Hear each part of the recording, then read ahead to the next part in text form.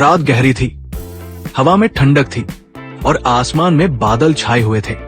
करेज अपने छोटे से घर नोवेयर में बर्तन धो रहा था। दूर से कोयोट की आवाज सुनाई दी। ओ, करेज कांप गया। अचानक उसे मिट्टी में कुछ चमकता हुआ दिखा। वो डरते हुए पास गया और देखा, एक पुराना जंग लगा रेडियो पड़ा था। उस पर मकड़ी के जाले और धूल जमी थी। जैसे ही उसने रेडियो उठाया, उसमें से एक फुसफुसाहट आई, मदद करो, कोई है वहां? करेज की आंखें चौड़ी हो गई। वो चीखते हुए घर के अंदर भागा। म्यूरियल, म्यूरियल, बाहर कुछ बोल रहा है। म्यूरियल हंस पड़ी। ओ करेज, तुम तो हमेशा डर जाते हो। लाओ, दिखाओ ये क्या है। उसने रेडियो साफ किया और प्लग में लगाया। रेडियो से धीमी धुन चली, एक बहुत पुराना उदास गाना। यूस्टेस ने नाराज होकर कहा, बकवास चीज है, इसे फेंक दो। लेकिन म्यूरियल ने कहा, नहीं, मुझे ये पसंद है, पुराने गानों की याद दिलाता है। रात बीत गई, पर जब सब सो गए, रेडियो अपने आप चालू हो गया और एक ठंडी हवा पूरे कमरे में फैल गई। आवाज आई, मैं लौट आया हूं। जिसने मुझे धोखा दिया था, उसका वंश अभी जिंदा है। करेज कांपने लगा। भूत। अगली सुबह म्यूरियल ने देखा कि रेडियो की जगह पर राख पड़ी है। अरे, रेडियो कहाँ गया? उसने चौंक कर पूछा। करेज बोला, वो रात में अपने आप बजने लगा था और उसमें से एक भूत निकला। म्यूरियल ने प्यार से सिर पर हाथ फेरा। अरे बेवकूफ कुत्ते, तू बहुत डरपोक है। लेकिन उसी रात जब यूस्टेस अखबार पढ़ रहा था, रेडियो फिर अपने आप प्रकट हुआ। उसके डायल पर यूस्टेस के दादाजी का नाम उभरा, हार्वे यूस्टेस। भूतिया आवाज आई, तुम्हारे दादा ने मुझे धोखा दिया था, मेरी आत्मा को इस रेडियो में कैद किया था। करेज ने कांपते हुए पूछा, तुम कौन हो?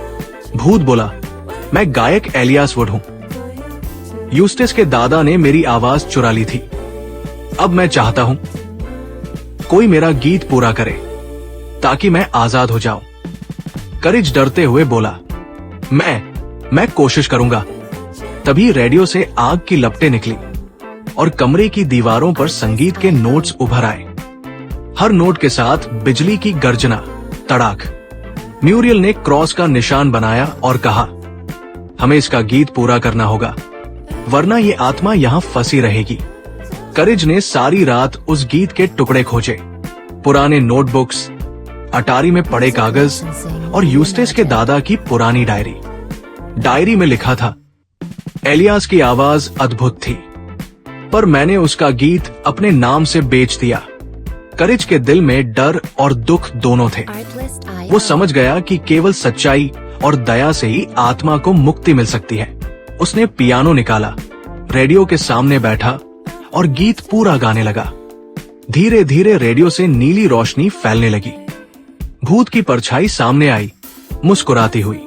तुमने मुझे आजाद कर दिया, करेज। अब मैं चैन से सो सकूंगा। रेडियो धीरे धीरे राख में बदल गया। कमरे में एक मीठी धुन गूंजती रही और बाहर पहली बार सूरज की किरणों ने नाउवेयर की धरती को गर्म किया। यूस्टेस ने अखबार से झांकते हुए कहा, बकवास था वो सब। लेकिन म्यूरियल मुस्कुराई। नहीं यूस्टेस, कुछ चीजें आंखों से नहीं, दिल से देखी जाती है। करेज ने राहत की सांस ली और धीरे से बोला, डर हमेशा रहेगा, पर मैं अब भी हिम्मत रखूंगा।